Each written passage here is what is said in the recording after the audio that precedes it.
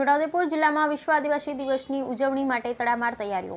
છોટાઉદેપુર જિલ્લામાં તારીખ 9/8/2024ના રોજ વિશ્વ આદિવાસી દિવસની ઉજવણી વિધાનસભા મત વિસ્તાર મુજબ થનાર છે, જેમાં 137 છોટાઉદેપુરમાં સ્વામિનારાયણ હોલ, 138 જેતપુર પાવીમાં ગાયત્રી મંદિરની બાજુમાં શેરડી વાસણા રોડ ક્વાંટ અને 139 સંખેડામાં ડીબી પારેખ હાઈસ્કૂલ ખાતે ઉજવણી કરવામાં આવી.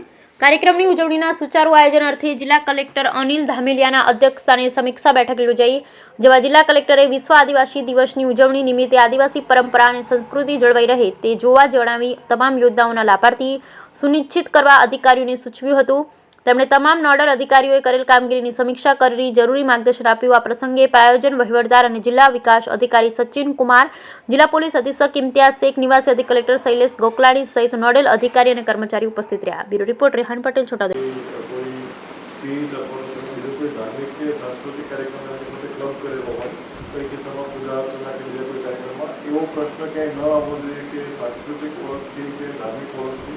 વિરોધમાં કે કોઈ દેવી દેવતાનું અપમાન થાય કે બીજી કોઈ રીતે પેલું થાય એ પ્રકારે હાઇલાઇટ ના થવું જોઈએ. એ બાબતે તકેદારી આપણે વિષયથી રાખીએ. આમાં બિલકુલ એ બાબતે થોડું સેન્સિટિવ હોય છે એટલે એમાં કોઈ પ્રશ્નો ઉપસ્થિત ના થવો જોઈએ. ત્રીજું, આનંદની સ્પીડ 2 વખતના કદાચ પ્રશ્નો મંડપના હતા. મંડપ આપણે જુઓ, ગ્રાન્ટ અગાઉથી આપેલી છે અને રિઝનેબલ ગ્રાન્ટ છે. આપણને 13 લાખ પ્રતિ વેલ્યુ આટલી ગ્રાન્ટ ઉપલબ્ધ થવાની છે. એટલે એ મુજબ આપણે પ્લાનિંગ કરવાનું. એનાથી વધારે ગ્રાન્ટ મળવાની નથી એટલે પ્લાનિંગ પણ આપણે એ રીતે કરવું કે ઇલેક્ટ્રિકલ અને લાઇટના પ્રશ્નો સામાન્ય રીતે રૂટીનમાં પણ જોવા મળે છે અને ઇવેન્ટ્સ દરમિયાન ચાલુ જ હોય છે.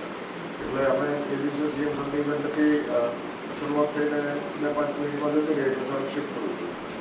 એવું આપણે કાઉન્ટિંગ વખતે પણ એવો પ્રશ્ન આવે એવું બિલકુલ ના હોય. તમારી કક્ષાએ તકેદારી રાખો કે કમસે કમ આપણે બાકી એટલું મેન્ટેનન્સ કે જે વર્ક કરવાનું હોય તો થોડોક એડવાન્સમાં કરી રાખો, જેથી કરીને બીજી સેટ ઉપર ચલાવવાનું છે. એનો મતલબ એવો નહીં કે આપણો વિકલ્પ ઉપલબ્ધ થાય અને એટલે આપણા ઉપર જ પ્રાઇમ ઓફિસથી ચાલવું જોઈએ. પ્રાઇમરીલી